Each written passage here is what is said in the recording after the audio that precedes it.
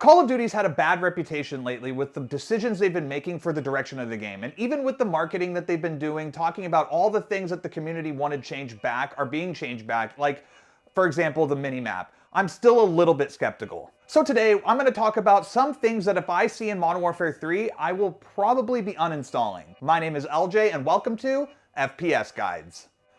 So to start off, I do want to say that I love Call of Duty, and I've been playing it for years, and I want to see the game succeed, especially with this new game coming out, and I will definitely be playing it. And I did pre-order it. I just wanted to get that out of the way. I just am a part of the group of people that have been unhappy with the direction of the game, especially with the last one with Modern Warfare 2. I have a small list of things I wanted to talk about, and if I see them in Modern Warfare 3, I will probably consider uninstalling. I don't want to be dramatic here, but I do want to just get this out of the way because this list is going to be stuff that are going to be make or break for me in Modern Warfare 3. At number 5, we want to make sure that the TTK stays reasonably high. And when I say I want a high TTK, I mean slower. I want the TTK to be slow. With how Call of Duty is developed by different studios, and we kind of flip-flop with how the TTK feels. You have Infinity Ward where the TTK is pretty quick, and then it flip-flops over to Treyarch, which is usually a little bit slower, because previously, Treyarch games always had 150 HP, and Infinity Ward's always had 100. And Sledgehammer was usually more similar to Infinity Ward's TTK. But luckily enough, the recent announcements with Modern Warfare 3, they said that they're going to be bringing 150 HP into this new iteration of Call of Duty. And this is great because the slower the TTK, the more skill that this game will take, and it'll increase the skill gap by at least a little bit. But if the HP is set to 150 and then the guns just do more damage than the previous game, it won't really change much. The TTK will still stay pretty much the same as Modern Warfare 2. In Modern Warfare 2, with the insane headshot multipliers, it would feel like sometimes you would just die in a bullet, like absolutely zapped. So if they have this 150 HP change, but then the guns are just way overtuned and you die way too quick, I don't really see myself playing this game for too long. It becomes a battle of who sees who first instead of who has the better shot. I know I'm not the only one who doesn't like it when you feel like if you don't see the person first, you're just dead. So I feel like this needs to be a priority with Sledgehammer to not only keeping the 150 HP change, but then also tuning the weapons properly to keep that TTK slightly higher than the game before. If we can get a Modern Warfare 3 with a great TTK that's not too slow, but also not too fast, and it's just right there in the middle, I feel like the flow of multiplayer games are going to be absolutely insane, and we could have a banger on our hands. Also guys, if you're enjoying this video so far, please drop a like on it, and if you guys haven't already, make sure to subscribe with notifications on so that you never miss any uploads.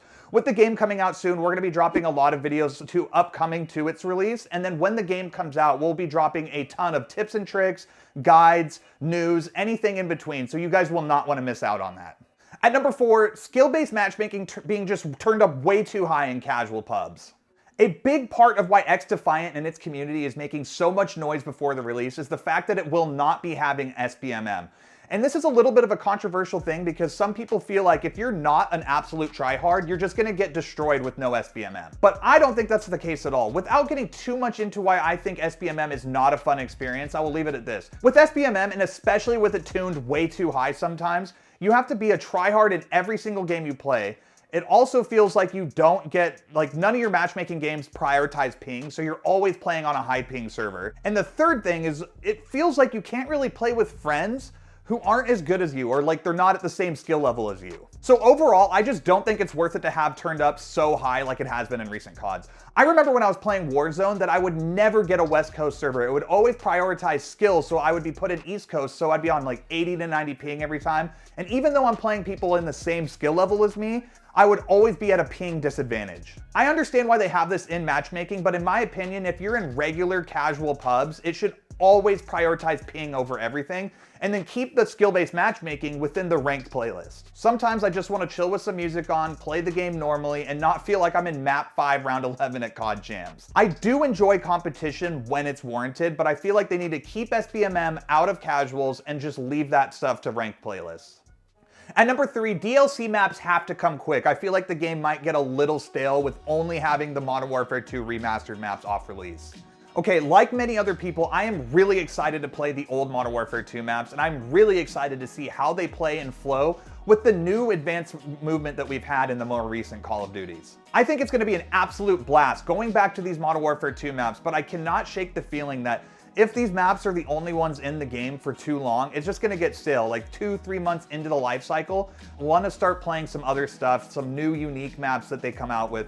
So I just feel like they really need to be on top of their game with updates and DLC maps. I'm not really sure if it's my age showing, but I feel like recently I've been getting really bored really quick with the same game and maps over and over again. But maybe I'm wrong. Maybe I'll feel like a kid again and I'll be absolutely grinding Modern Warfare 2 remastered maps. I'd like to hear what you guys think about this. Are you guys gonna be okay with just playing the Modern Warfare 2 remastered maps for a long time? Or do you wanna see them bring in some new and unique maps very quickly after release? At number 2, the UI just needs to not look like Hulu again.